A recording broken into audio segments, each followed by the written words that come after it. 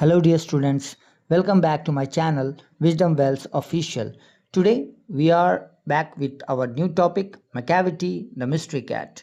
तो चलिए हम लोग Macavity the Mystery Cat जो ये पोम है इसके पोएट T.S. Eliot के बारे में जान लेते हैं. Okay, so let's go. Thomas Stearns Eliot, born in 1888, died in 1965, was born in St. Louis, Missouri, USA. But eventually settled in England. Thomas Stearns Eliot का जन्म 1888 में हुआ और उनकी मृत्यु 1965 में. उनका जन्म सेंट लुइस मिसौरी यूएसए में हुआ था, लेकिन आखिर में वे इंग्लैंड में बस गए. A classicist in literature, an Anglo Catholic in religion and a royalist in politics, he rose to become one of the greatest poets of 20th century. वे साहित्य में उत्तम रचनाओं के अनुकरणकर्ता, धर्म से एंग्लो कैथलिक तथा राजनीतिक रूप से राजपक्षीय थे. इन सबसे ऊपर उठकर वे 20वीं शताब्दी के महानतम कवियों में से एक बन गए. He was also a distinguished critic and dramatist. वे एक अलग पहचान रखने वाले आलोचक तथा एक नाटककार भी थे. He was awarded the Nobel Prize for Literature in 1948. His best-known poems are The Waste Land, Ash Wednesday and Four Quartets. उन्हें 1948 में साहित्य के लिए नोबेल पुरस्कार प्रदान किया गया. उनकी सबसे प्रसिद्ध कविताएं हैं the Waste Land, Ash Wednesday तथा Four Quartets. As a poet and spokesman for his age, he truly represents the intellectual, social, and philosophical moods of the 20th century. अपने समय के एक कवि तथा वक्ता के रूप में वह वास्तविक रूप से 20वीं सदी की बौद्धिक, सामाजिक एवं दार्शनिक मनोस्थिति को प्रदर्शित करते हैं. The present poem Macavity the Mystery Cat is from his collection called Old Possum's Book of Practical Cats, which was made into a very successful music on stage by great composer Sir Andrew Lloyd Webber. वर्तमान में यह कविता Macavity the Mystery Cat उनके कविता संग्रह Old Possum's Book of Practical Cats से ली गई है, जो कि महान संगीत निर्माता सर एंड्रयू लॉयड वेबर द्वारा स्टेज पर एक बहुत सफल संगीत के दौरान बनाई गई थी. It is a light poem in the mock heroic vein. यह नायक स्वभाव पर व्यंग करने वाली एक हल्की फुल्की कविता है. It does not need any solemn और डिटेल एनालिसिस. इसे किसी गंभीरता अथवा विस्तृत विश्लेषण की जरूरत नहीं है. Its charm comes from its neat rhymes and galloping rhythm, as well as the comic effect of a monster criminal who is in fact a cat. इसका मुख्य आकर्षण इसकी स्वच्छ पद्यता व तीव्र लयात्मकता, यानी लय के साथ ये आती है. इसके साथ साथ एक दानवी अपराधी जो वास्तव में एक बिल्ली है, उसके हास्यात्मक प्रभाव से उत्पन्न होता है. राइट. तो ये था हमारा कवि परिचय T.S. इलियट के बारे में. अब चलते हैं हम लोग अपने पोएम की तरफ. Macavity the mystery cat. Macavity ये एक बिल्ली का नाम है और मिस्ट्री का मतलब होता है रहस्यमय और कैट मीन्स बिल्ली, है ना. तो रहस्यमय बिल्ली है और उस बिल्ली का नाम है मैकेविटी, यानी मैकेविटी क्या है, एक रहस्यमय बिल्ली. राइट. तो चलिए हम लोग स्टार्ट करते हैं हमारा topic line by line. Let's go. Macavity is a mystery cat. He is called the hidden paw. Macavity is a mystery cat का अर्थ है कि मैकेविटी एक रहस्यमय बिल्ली है. He is called the hidden paw. Hidden यानी छिपा हुआ और पॉ का मतलब होता है पंजा. तो यहाँ पर इसका मीनिंग है कि उसे छिपे हुए पंजे वाली बिल्ली कहा जाता है. राइट. तो मैकेविटी एक रहस्यमय बिल्ली है और उसे छिपे हुए पंजे वाली बिल्ली कहा जाता है. इस लाइन का भावार्थ है कि कवि बताना चाहते हैं कि मैकेविटी इतना चालाक अपराधी है कि कोई उसे अपराध करते हुए नहीं देख पाता, वह हमेशा छिपकर काम करता है। For he is the master criminal who can defy the law. यहाँ क्रिमिनल शब्द यूज हुआ है, क्रिमिनल यानी अपराधी, और डिफाई का मतलब होता है उल्लंघन करना, किसका? लॉ यानी कानून का। तो चलिए इस पूरे लाइन का मीनिंग समझते हैं कि वह एक महान अपराधी है जो कानून की अवहेलना करता है या उल्लंघन करता है। मैकाविटी किसी भी नियम या कानून से नहीं डरता, वह हर अपराध बड़ी चतुराई से करता है। थर्ड लाइन है, he is the bafflement of Scotland Yard, the flying squad's despair. यहाँ पर शब्द है बैफलमेंट। बैफलमेंट का मतलब होता है पजल होना। पजल होने का मतलब होता है कि पहेली, है ना, पजल का मतलब पहेली होता है। और स्कॉटलैंड यार्ड यानी वहाँ की जो पुलिस है उसको स्कॉटलैंड यार्ड बोला जाता है। फ्लाइंग स्क्वाड यानी जो हेलीकॉप्टर या अन्य माध्यमों से, हवा के माध्यम से जो नीचे अपराधी को पकड़ने के लिए खोजबीन की जाती है, उसे फ्लाइंग स्क्वाड कहते हैं, राइट। तो यहाँ पर इस पूरे लाइन में कही जा रही है कि वह स्कॉटलैंड यार्ड या और फ्लाइंग स्क्वाड के लिए एक पहेली है। कहने का अर्थ है कि दुनिया की सबसे बड़ी पुलिस भी उसे पकड़ने में असफल रहती है, उसकी चालाकी सबको हैरान कर देती है। फोर्थ लाइन है, for when they reach the scene of crime Macavity is not there. यानी जब पुलिस अपराध स्थल पर पहुंचती है तब तक मैकाविटी वहां नहीं होता है, राइट। मतलब वह हर अपराध के बाद अपनी इतनी तेजी से भाग जाता है कि कोई उसे पकड़ नहीं पाता, है ना। फिर नेक्स्ट लाइन में कही जा रही है कि Macavity Macavity, there is no one like Macavity. कहने का अर्थ है कि मैकाविटी जैसा कोई दूसरा नहीं है। मैकाविटी मैकाविटी, तुम्हारे जैसा कोई दूसरा नहीं है। यानी कवि उसकी असाधारण चतुराई और रहस्यमय स्वभाव की प्रशंसा करते हैं। चलिए नेक्स्ट स्टैंजा है, he is broken every human law, he breaks the law of gravity. यानी उसने हर मानव कानून को तोड़ा है। ह्यूमन लॉ यानी मानव कानून को ब्रोक कर दिया, ब्रेक कर दिया यानी तोड़ दिया, है ना। और यहाँ तक कि लॉ ऑफ ग्रेविटी, ग्रेविटी का मतलब होता है गुरुत्वाकर्षण, यानी यहाँ तक कि गुरुत्वाकर्षण का नियम भी उसने तोड़ दिया।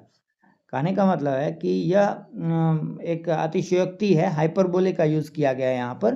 कवि कहना चाहते हैं कि उसकी चालाकी इतनी अद्भुत है कि वह असंभव कार्य भी कर सकता है।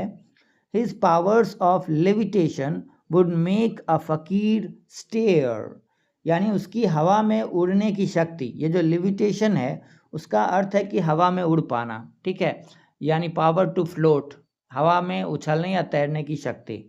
वुड मेक ए फकीर स्टेयर, फकीर कौन होता है? एक सन्यासी, है ना। तो उसकी हवा में उड़ने की शक्ति देखकर फकीर भी आश्चर्यचकित हो जाए। वह इतनी फुर्तीला और चतुर है कि उसका गायब होना जादू जैसा लगता है। And when you reach the scene of crime Macavity is not there. यानी जब आप उस जगह पर पहुंचोगे जहां अपराध हुआ रहता है, वहां पर आपको मैकाविटी नहीं नजर आएगा, है ना, वो वहां से गायब हो जाता है। कहने का अर्थ है कि वह हमेशा पुलिस से एक कदम आगे रहता है। You may seek him in the basement, you may look up in the air. यानी तुम उसे तहखाने में खोजो, बेसमेंट का मतलब होता है तहखाना, है ना, या लुकअप इन द एयर यानी हवा में, आसमान में खोजो, है ना। लोग उसे हर जगह खोजते हैं लेकिन वह कहीं नहीं मिलता। But I tell you once and once again Macavity is not there. यानी मैं बार बार कहता हूँ कि मैकाविटी वहाँ नहीं होगा। कवि दोहराकर बताते हैं कि वह हमेशा गिरफ्तारी से बच जाता है ना। नेक्स्ट स्टेंजा है, Macavity is a ginger cat, he is a very tall and thin. अब मैकाविटी कैसा दिखता है उसके बारे में इस स्टेंजा में बताया जा रहा है कि मैकाविटी भूरे रंग की लंबी और पतली बिल्ली है ना। यहाँ पे टॉल यानी लंबा होना, थिन यानी पतला होना, है ना। जिंजर कैट यानी भूरे रंग का, इसका ये जो है कैट की कलर को बताया गया है ना। जिंजर यानी टॉल एंड थिन कह सकते हैं, लंबा व पतला, राइट। तो Macavity is a ginger cat, he is very tall and thin. यानी मैकाविटी भूरे रंग की लंबी और पतली बिल्ली है। कवि उसके बाहरी रूप का परिचय यहाँ पर दे रहे हैं, राइट। तो you would know him if you saw him, यानी यहाँ कह रहे हैं कि अगर तुम उसे देखते तो तुम निश्चित रूप से जान जाते, यानी यदि तुम उसे देखो तो पहचान लोगे क्योंकि उसकी आंखें धंसी हुई हैं, है ना। You would know him if you saw him, for his eyes are sunken in, eyes यानी आंखें, और संकन इन का मतलब होता है धंसा हुआ होना। तो यहाँ कवि कह रहे हैं कि यदि तुम देखो उसे तो पहचान लोगे क्योंकि उसकी आंखें धंसी हुई हैं, यानी उसका चेहरा रहस्यमय और डरावना दिखाई देता है। His brow is deeply lined with thoughts. His head is highly domed. यहाँ पर इसका मीनिंग है कि उसके माथे पर सोच की गहरी रेखाएं हैं और उसका सिर जो है डोम्ड है, यानी गोल है, राइट। तो यहाँ पर वह हमेशा योजनाएं बनाने वाला बुद्धिमान अपराधी की तरह दिखाया जा रहा है कवि के द्वारा उस बिल्ली को, राइट। फिर कहते हैं कि his coat is dusty from neglect, his whiskers are uncombed, यानी उसके शरीर पर धूल है, उसकी मूछें बिखरी हुई है। विस्कर्स का मतलब होता है मूछें, है ना, गलमुच्छे जो होते हैं बिल्ली के, और अनकोम्ड मतलब जिस पे कंघी नहीं किया गया है, राइट, यानी वो बेपरवाही से वो ऐसे ही छोड़ दिया गया है। तो वह अपने रूप रंग की परवाह नहीं करता क्योंकि उसका ध्यान केवल अपराध पर रहता है, राइट। इस लाइन का ये मीनिंग है। He sways his head from side to side with movement like a snake, यानी वह सांप की तरह अपना सिर इधर उधर हिलाता है, यानी उसकी चाल और हरकतें चालाक तथा खतरनाक हैं, ये बताने का प्रयास किया जा रहा है इस लाइन के द्वारा। And when you think he is half asleep, he is always wide awake, यानी जब तुम्हें लगे कि वह सो रहा है तब भी वह पूरी तरह जाग रहा होता है, वह हर समय सतर्क रहता है, इसका ये अर्थ निकलता है, राइट।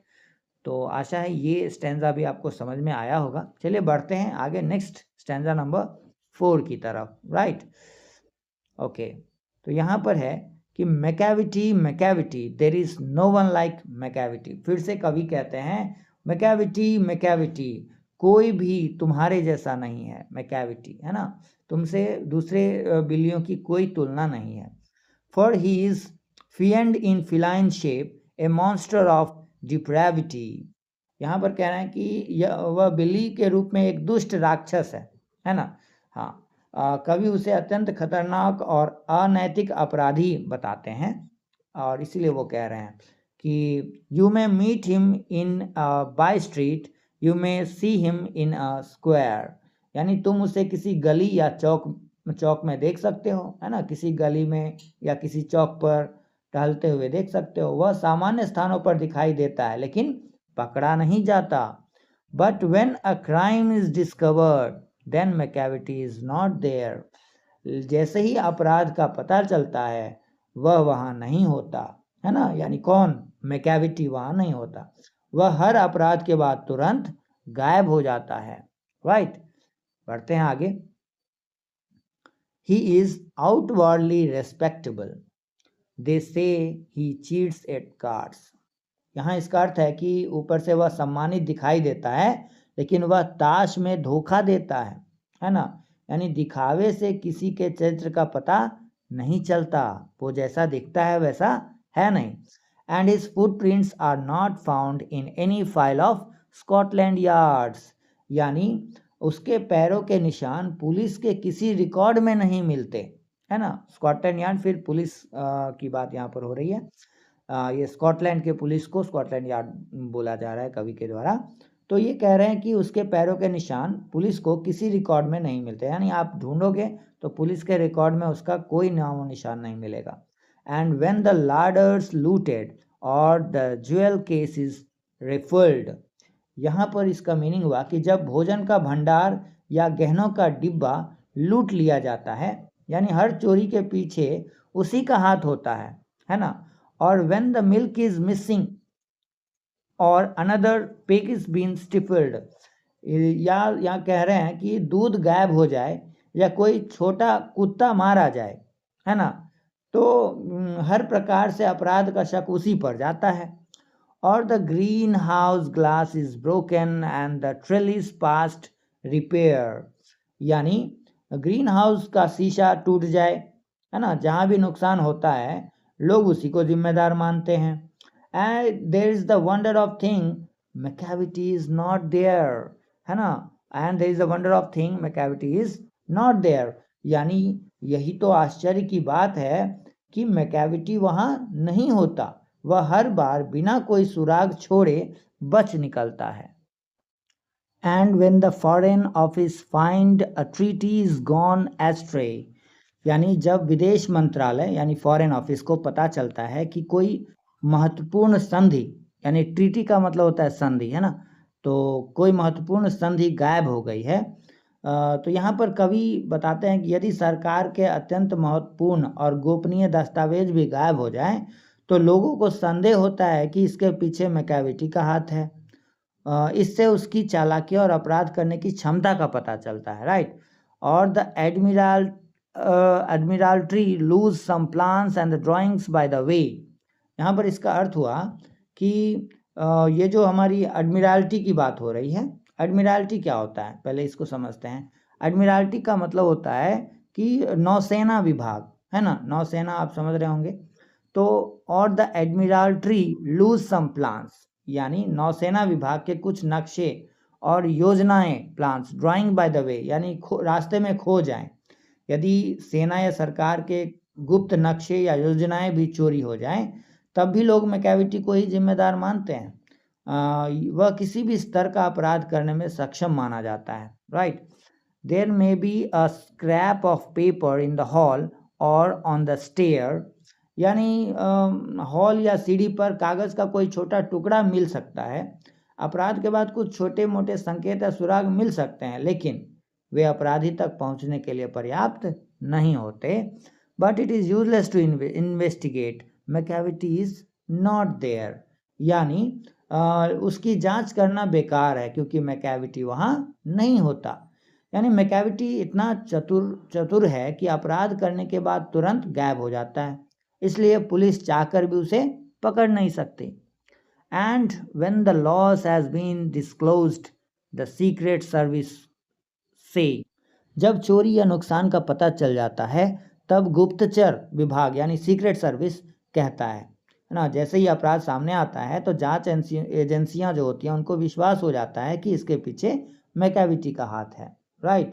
तो it must have been Macavity, वो क्या कहते हैं कि यह काम अवश्य मैकेविटी ने किया होगा, but he is a mile away, लेकिन वह उस समय वहां से मीलों दूर होता है, right.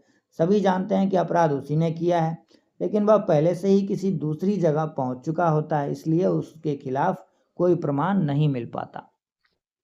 You will be sure to find him resting or a licking of his thumbs. तुम उसे आराम करते हुए या अपने पंजों को, या पंजों का जो अंगूठा होता है उसको चाटते हुए पाओगे। अपराध करने के बाद भी वह बिल्कुल शांत और मासूम दिखाई देता है, मानो उसने कुछ किया ही ना हो। और engaged in doing complicated long division sums, यानी वह कठिन भाग, डिवीजन आप समझते होंगे, भाग बोला जाता है, तो लंबी जो कठिन भाग होती है गणित में उसके प्रश्न हल करता हुआ दिखाई देता है। कहने का अर्थ है कि मैकेविटी जानबूझकर स्वयं को किसी सामान्य या बुद्धिमत्तापूर्ण कार्य में व्यस्त दिखाता है ताकि किसी को उस पर शक ना हो। यह उसकी चालाकी और अपराध छिपाने की कला को दर्शाता है। इस स्टैंजा में कवि बताते हैं कि इन पंक्तियों में कि मैकेविटी इतना चालाक और रहस्यमय अपराधी है कि सरकार के सबसे गुप्त दस्तावेजों की चोरी का भी संदेह उसी पर होता है, फिर भी वह कभी अपराध स्थल पर नहीं मिलता। वह हमेशा अपने लिए ऐसा बहाना या जिसको एलिबी बोला जाता है वो तैयार रखता है कि वह निर्दोष दिखाई दे। यही कारण है कि उसे यहाँ पर आगे हम लोग बात करेंगे इसके बारे में विशेष रूप से, ठीक है, राइट। आगे बढ़ते हैं। नेक्स्ट स्टैंजा है Macavity Macavity there is no one like Macavity. फिर यहाँ पर स्टार्ट करते हैं कवि कि कवि ये मैकेविटी से कहते हैं, बिल्ली से, बिल्ली को इस तरह से कह रहे हैं कि तुम्हारे जैसा कोई नहीं है। There never was a cat of such deceitfulness and suavity, यानी इतनी चालाक और विनम्र दिखने वाली बिल्ली कभी नहीं हुई है। वह बाहर से सभ्य लेकिन अंदर से अत्यंत खतरनाक अपराधी है। ही always has an alibi and one और टू टू स्पेयर। इसका अर्थ है कि उसके पास हमेशा अपना एक बचाव करने का बहाना होता है। एलिबी का मतलब बहाना होता है ना, एक या दो उसके पास बहाना हमेशा होता है। वह पहले से ही अपनी सुरक्षा की पूरी योजना बना लेता है। And whatever time the deed took place Macavity was not there. अपराध जब भी हुआ हो मैकेविटी वहाँ नहीं होता है। कवि हास्यपूर्ण ढंग से बताते हैं कि वह इतना चतुर अपराधी है कि उसके खिलाफ कोई प्रमाण नहीं मिलता। तो ये हमारा लास्ट स्टेंजा है। And they say that all the cats whose wicked deeds are widely known. यहाँ पर समझेंगे हम लोग, विकेड विकेड शब्द आया है ना, विकेड। विकेड का मतलब क्या होता है? विकेड का मतलब होता है बुरा, है ना। तो एंड दे से दैट यानी और लोग कहते हैं कि जिन सभी बिल्लियों के बुरे और अपराधपूर्ण काम सब जगह प्रसिद्ध है ना, मतलब कि जिन सभी बिल्लियों के बुरे और अपराध काम सब जगह प्रसिद्ध हैं, जिन भी बिल्लियों का, यानी कभी बताते हैं कि दुनिया में जितनी भी अपराधी बिल्लियां हैं जिनके अपराध सबको मालूम है, वे वास्तव में सबसे बड़े अपराधी मैकेविटी से जुड़ी हुई है। उनकी बदनामी तो दिखाई देती है लेकिन असली अपराधी कोई और है ना।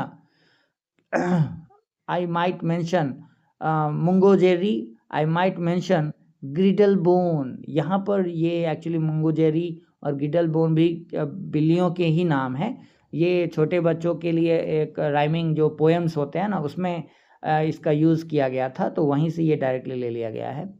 तो यहाँ कहते हैं कि मैं उदाहरण के रूप में मुंगो जेरी और गिडल बोन का नाम ले सकता हूँ। कवि दो प्रसिद्ध बिल्लियों का नाम लेकर बताते हैं कि ये अपराधी बिल्लियाँ केवल उदाहरण है। इनकी पहचान तो है लेकिन इनके पीछे भी किसी बड़े अपराधी का हाथ हो सकता है।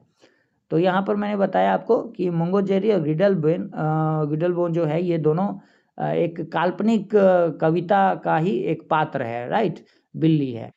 Okay, are nothing more than agents for the cat who all the crime, है ना।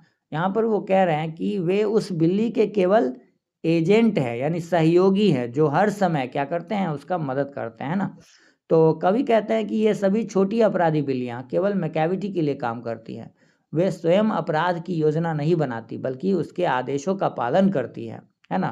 सोचिए मैकेविटी कितना बड़ा अपराधी होगा।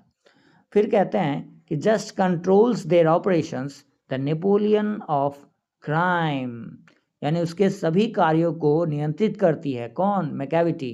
वही अपराध की दुनिया का नेपोलियन है ना।